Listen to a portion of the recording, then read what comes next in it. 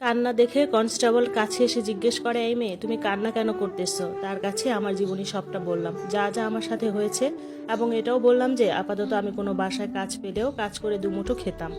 আমার এই কাহিনী শুনে উনিও চোখের পানি ধরে রাখতে পারল না। তখন তিনি বললেন যে তোমার মতো একটা মেয়ে এত কষ্ট করতে পারে আমার আগে জানা ছিল না। আমি তোমায় আমার ঘরে যথাযথ সম্মান দিয়ে নিয়ে যেতে চাই। একটু অবাক হলাম যে একটা মানুষ চিনা নাই জানা নাই আমার জন্য এতটা করবে, জানি না তার উদ্দেশ্য কি, ভালো নাকি খারাপ। যেতে রাজি হলাম না। তাকে এটাও বললাম যে দেখুন, আমি রেহানকে এতটাই ভালোবেসেছি, এমনকি এখনো বাসি, যে আমি আর অন্য কোথাও বিয়ে করতে চাই না। জন্ম মৃত্যু বিয়ে এগুলো একবারই হয়, বারবার না। তখন সে আমায় এতবার করে বুঝালো যে ভালোবাসার কেউ মরে গেলে নিজেকে এভাবে শেষ করে দিতে হয় না, কারোর জন্য কারো জীবন আটকে থাকে না, ইত্যাদি ইত্যাদি।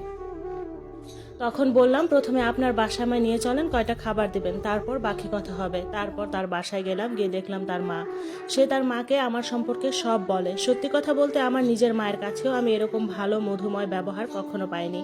নিজের মেয়ের মতোই নিজ হাতে আমায় গোসল করিয়ে খাইয়ে দিলেন, সেখানেও চোখের পানি চলে আসলো। কারণ আজ প্রায় 3 দিন পর কয়টা ভাত চোখে দেখলাম। এভাবেই কিছুদিন সেখানে থাকার পর সে আন্টি আর ফাহিম বলল, মা, এভাবে একজন মেয়ে মানুষ ঘরে রাখলে পাশের বাসার মানুষ বাজে কথা বলে। তোমার কোনো আপত্তি না থাকলে আমি তোমায় আমার ঘরে বউয়ের সম্মান দিয়ে রাখতে চাই।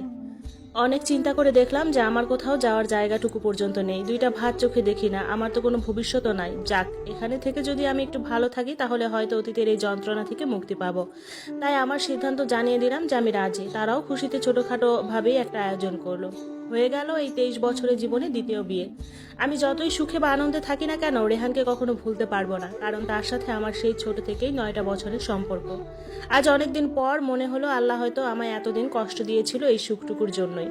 ভালোভাবেই খেয়ে দিয়ে দিন কাটতে লাগলো আমার। তাদের ফ্যামিলিতে কোনো ছোট বাচ্চা নেই, আর তার কোনো ভাই বোনও নেই। তাই শুধু বাচ্চার জন্য মজার ছলে কৌশলে বলতেন আমার শাশুড়ি। তাই কোনো প্রকার ব্যবস্থা নেওয়া হয়নি। কিন্তু কথায় আছে, যার কপালে সুখ হয় না তার কোথাও হয় না। এত কষ্টের পরেও আল্লাহ আমার কষ্টের পরিমাণ একটুও কমায়নি। বিয়ের প্রায় 2 মাস 9 দিন পর আমার স্বামী প্রায় 45 থেকে 50 জনের সাথে অফিস ভিজিটিংয়ে যায়। সেখানে গ্যাস সিলিন্ডার ব্লাস্ট হয়ে কারো গায়ে আগুন ধরেনি। একমাত্র আমার স্বামী আগুনে পুড়েছিল, তাও শরীরে 86% পুড়ে গিয়েছিল। কোনো ডাক্তার বলেনি যে ও বাঁচবে। সকলেই বলেছিল যে শরীরে এত পার্সেন্ট পুড়ে গেছে যে আর কোনোভাবেই সম্ভব না, কেউ চিকিৎসা দিতে চাচ্ছে না। তখন অফিসের মহাজন এসে নিজ দায়িত্বে ভর্তি করালো। বাসায় খবর আসলো যে আপনার স্বামী সিলিন্ডার ব্লাস্ট হয়ে হাসপাতালে ভর্তি আছেন।